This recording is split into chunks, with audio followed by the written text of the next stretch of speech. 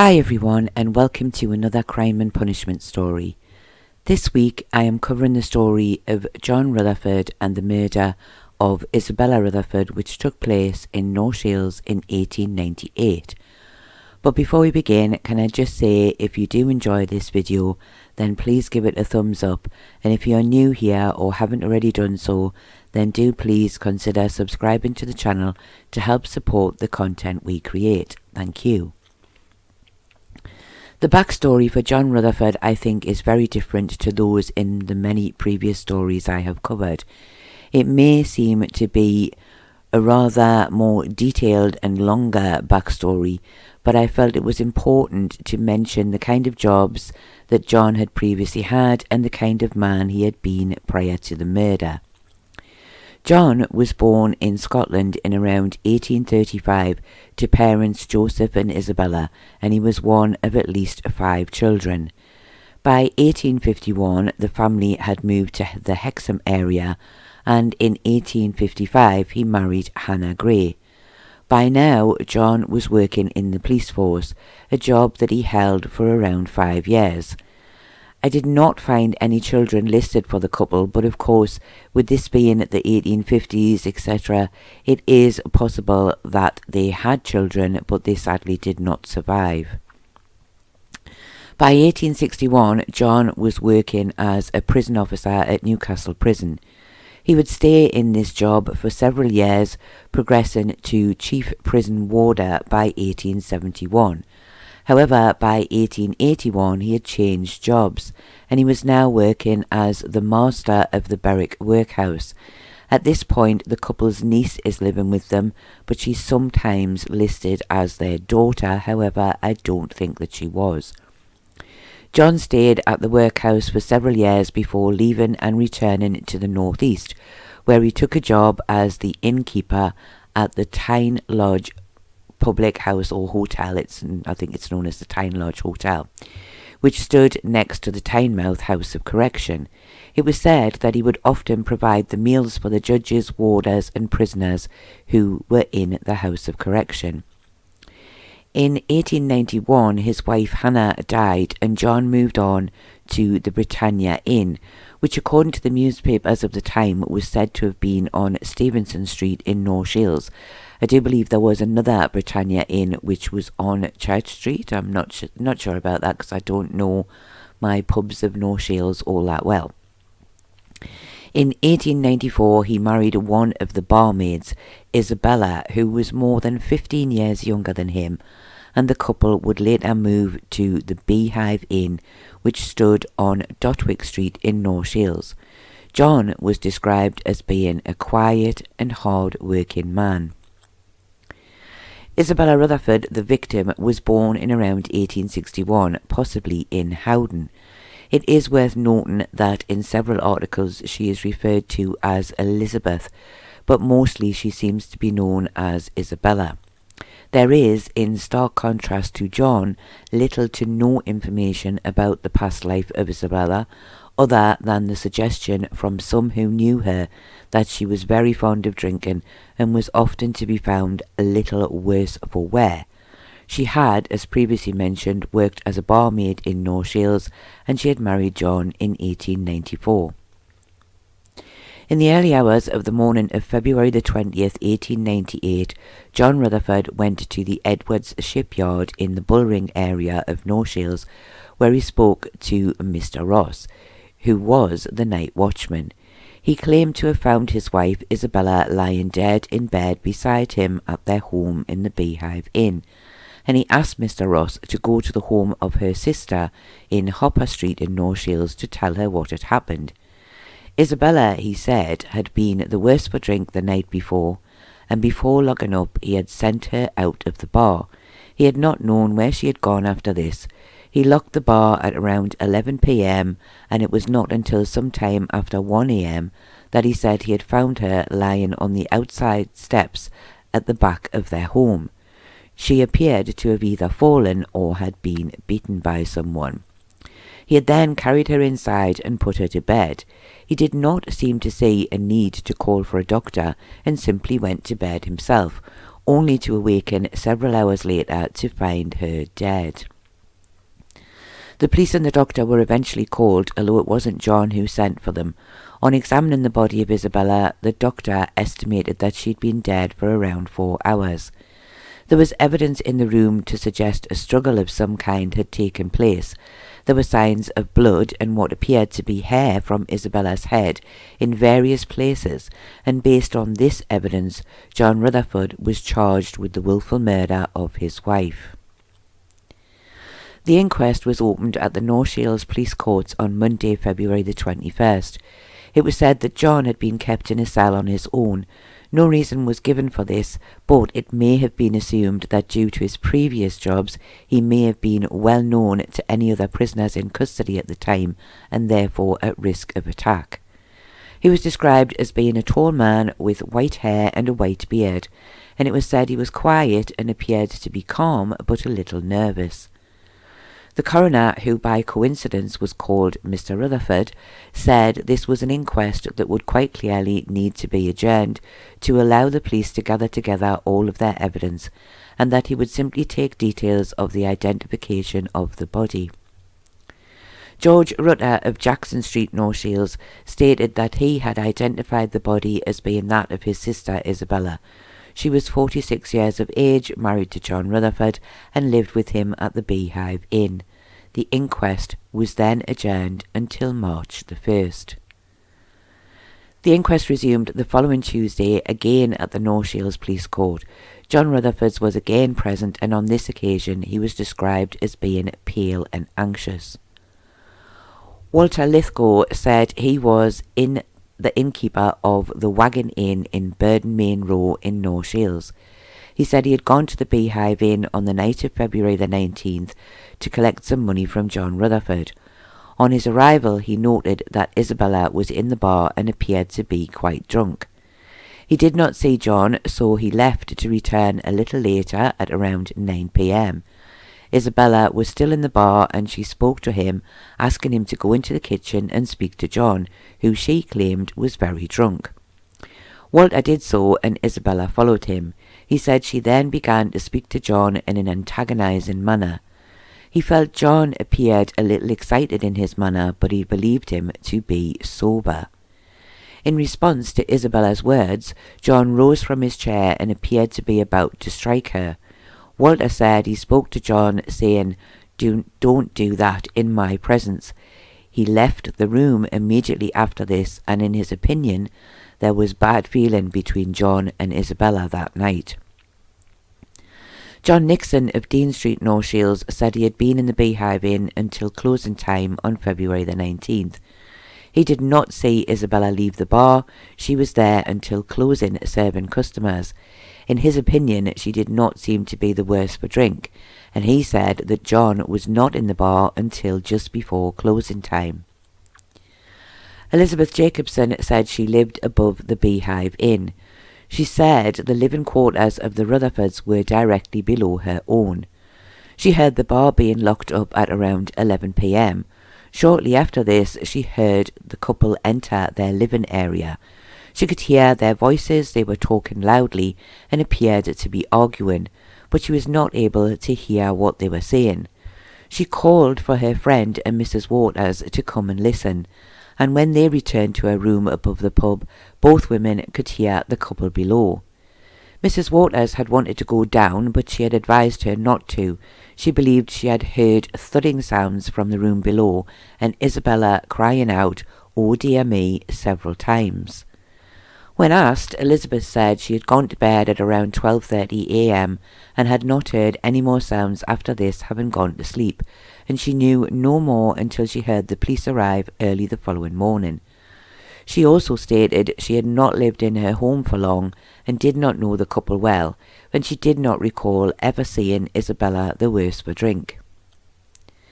Mrs. Waters said she lived in a room opposite Elizabeth Jacobson. She said Elizabeth had called for her due to the couple fighting. She said she knew from the voices it was Mr. and Mrs. Rutherford.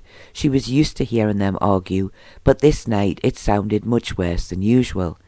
She believed she had heard Isabella cry out, "Oh, oh, oh." She stated that from what she could hear, she thought John Rutherford was ill-using his wife. She believed she heard Isabella fall to the floor and believed this had been caused by John. She said that although Elizabeth had persuaded her not to go down, she had knocked on the stairhead with a coal rake and the noises from downstairs had stopped for a short while. She went on to say that she had lived in her home for around 12 months, and just as Elizabeth had done before her, she also claimed she had never seen Isabella the worse for drink, and she was not aware that she was known to be a woman who was addicted to drink. It was clear that the jury wished to ask further questions, but it was at this point that Mrs. Waters appeared to be about to faint and had to be removed from the room. P.C. Hall said he was on duty on the night of the 19th of February and also into the morning of the 20th in the Bullring area at North Shields, which was where the Beehive Inn was situated. He said he had passed the pub several times, checking both the front and back and finding them secured and no one around. His last check at the back of the premises had been at 12:25 a.m. and he had seen no one around at that time. While he was on duty in the area, he saw nothing unusual at the inn or in the street. He had seen a light in the living area of the Beehive pub after 11 p.m. Mr. Ross said he was an ex-policeman and was now working as a night watchman at the Edwards shipyard in the Bullring area. He said at around 4:40 a.m. John Rutherford came looking for him. He said John told him, "This is an awful job that's happened. I have found my wife dead in bed beside me. I had received a rude letter from the firm saying if I did not cure my wife of her drunken ways, I would have to leave the pub. I showed her the letter yesterday and she immediately went to the drink. After closing the pub, I went to do my accounts, and just before going to bed, I found my wife on the outside stairs, all battered and bruised with her face like a jelly." Mr. Ross said John told him he had taken her to bed and then went to bed himself, waking some hours later to find her dead. John had then asked him to go to Hopper Street to inform her sister as to what had happened, which Mr. Ross said he had done. He said he had known the couple for some time and had often seen Isabella the worse for drink. He said he believed that John was a quiet man who did not drink a lot. Isabella Holden said she lived in Newcastle Street in North Shields, and she was a distant cousin of Isabella Rutherford. She had been told of the death of Isabella and had immediately gone to the Beehive Inn. She said she had been unable to gain entrance and a policeman had to break down the door. On entering the bedroom, she said she had found Isabella lying in the bed in a terrible condition. Her face was badly discoloured and she appeared to have been beaten. She noticed blood and hair around the room, and on going downstairs into the bar area, she also saw blood and hair there too.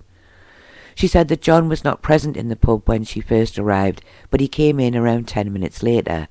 She stated he had told her a similar story to the one he had told Mr. Ross, but he added that Isabella had been keeping bad company recently.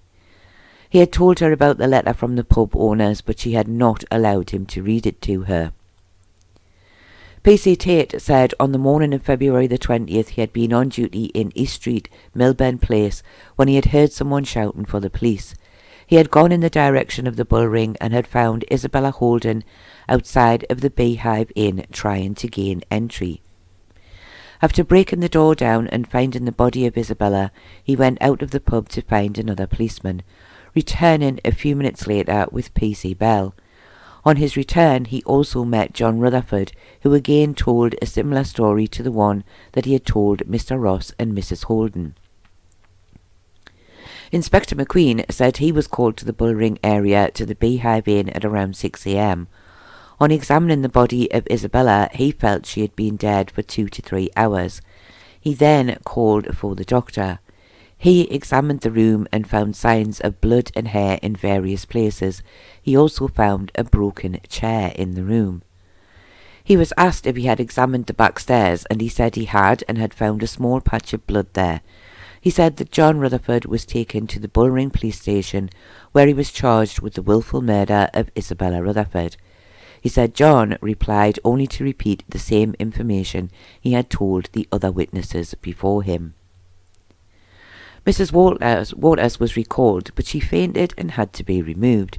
She was called again a little later, and this time she was able to sit in a seat while the remainder of her statement was read out. But she was unable to answer any further questions as she fainted again and was once more removed. Dr. Gofton said he was called to the Beehive pub on the morning of February the 20th. On examining the body of Isabella, he believed she had been dead for around 4 hours. She had 2 black eyes and her face was very much bruised. She also had a large swelling on the back of her head. He said he had performed the post-mortem and had found Isabella had several broken ribs, and he stated that she had Bright's disease, which was, he said, better known as gin drinker's liver, and it was his opinion that she had died from the injuries to her head and chest and also from shock from the attack. The coroner, in summing up, said he must bring attention to the jury of the difference between murder and manslaughter. Murder was defined by the intention to kill, and manslaughter was defined by the death resulting from an attack where the person committing the crime had not intended to kill. He went on to say that both Mrs. Waters and Mrs. Jacobson had given evidence of hearing an argument coming from the room where the Rutherfords lived, and had identified the voices as being John and Isabella. And although John had said he had found his wife on the stairs outside at 1 a.m., P.C. Bell had stated there had been no one in the area just 30 minutes before that. So the jury, he said, must also consider the evidence given by the police who attended the scene, who stated there were signs of a great disturbance in the bedroom that the couple shared. So it was for the jury to decide if John had attacked his wife, and either with the intent to kill or if her death had been accidental. The jury retired for around 20 minutes before returning a verdict of guilty of manslaughter against John Rutherford, and he was committed for trial. The funeral of Isabella Rutherford took place on February the 24th, and it was stated in the papers that huge crowds gathered on the roads from her home to her burial place in Preston Cemetery. The papers did not give out any great details other than to say that the hearse was followed by 3 carriages containing many friends and relatives. I did not find any details of a headstone for Isabella. The trial took place in July of 1898 at the Moot Hall in Newcastle before Mr. Justice Grantham. On answering to the charge, John pleaded not guilty. Most of those who gave evidence at the inquest also gave evidence at the trial, and for the main part this was the same as has been heard earlier. The only things that were added are as follows. Mr. Ross said he believed John Rutherford to be of good character. He had not seen him drunk and felt him to be a quiet, peaceful man, and that his wife Isabella tended to nag him a lot and was often drunk. It was then suggested that the hair found around the bedroom and the bar had not been pulled from the head of Isabella in the struggle, but had in fact been hair from simple combing, which had fallen in places around the room and not been cleaned up. And the blood stains were not all correct either, as what had been thought to be blood in the bar had turned out to be a beer stain. The letter which had been spoken of at the inquest and had seemed to play a big part in the murder, according to John Rutherford, was read to the jury, and it said, "We have advertised the Beehive to let and have had several applicants for it, to many of whom Mrs. Rutherford has been making statements of a damaging nature about the house.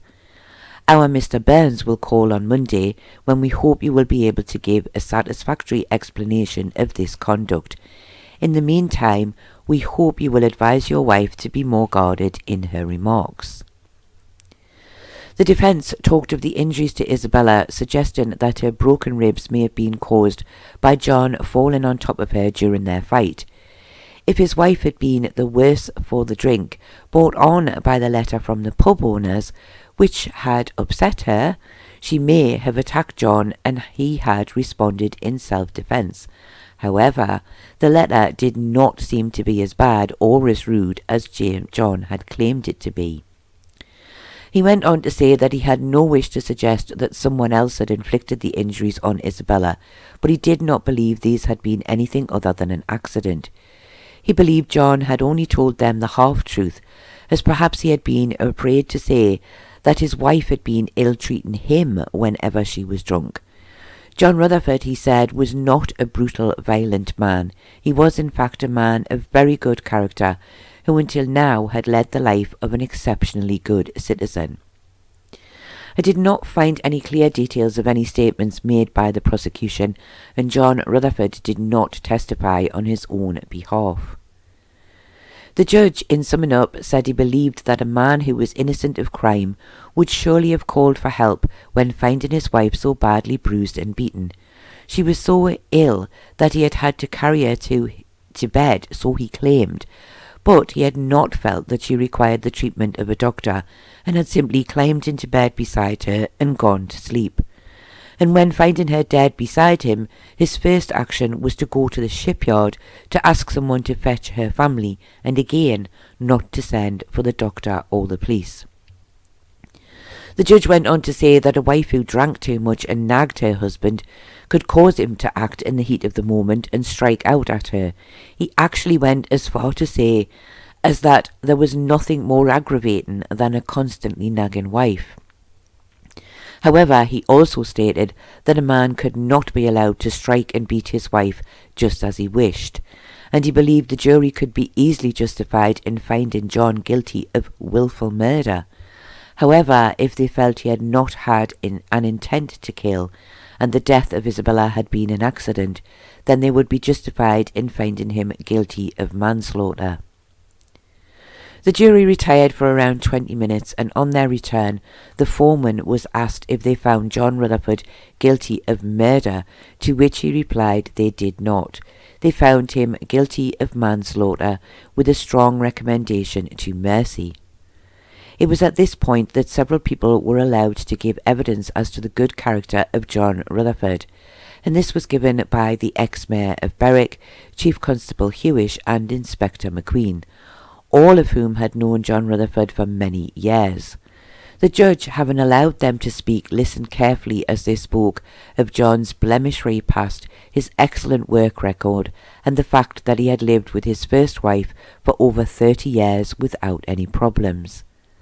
And it would seem that the judge was already somewhat sympathetic to John's plight, and these statements seemed to convince him to change his view and the sentence he had previously intended to hand out, with him stating that a wife who turned to drink some 6 weeks after the marriage had been of great upset to John, and had no doubt influenced his behaviour since then, and although manslaughter should carry a sentence of penal servitude for life, in this case a lesser sentence seems more appropriate. Henceforth the judge sentenced John Rutherford to 3 years penal servitude. John served his 3 years. No doubt his background would have made that a little unpleasant for him, and on his release he went to live with his nephew in Byker, where he lived out the remainder of his life, dying in 1906 at the age of 71 years. I did not find any details of a grave for John Rutherford. This was again another strange case. I do completely agree with the judge in regard to John's strange behaviour when he claimed to find his wife badly beaten on the back stairs of their home. Why did he not send for a doctor immediately? With his background, he would have been aware that not doing so would arouse suspicion. I felt it was more a case of him arguing and fighting with Isabella on the night of the murder, and that he had lost his temper and hit her, and perhaps she did fall, causing some of her injuries. However, he did try to cover up the crime with the story, which was just a lie, of finding her on the back stairs. Was 3 years justice for Isabella's death? Well, I think the judge felt his past life entitled him to a lesser sentence, but I think that he should have been sentenced to 10 years at the least. After all, he did still kill his wife, whether he had intended to or not, and someone of a different background would no doubt have been given a much harsher sentence. But what do you think? Do you think John was guilty of murder, or do you think manslaughter was correct?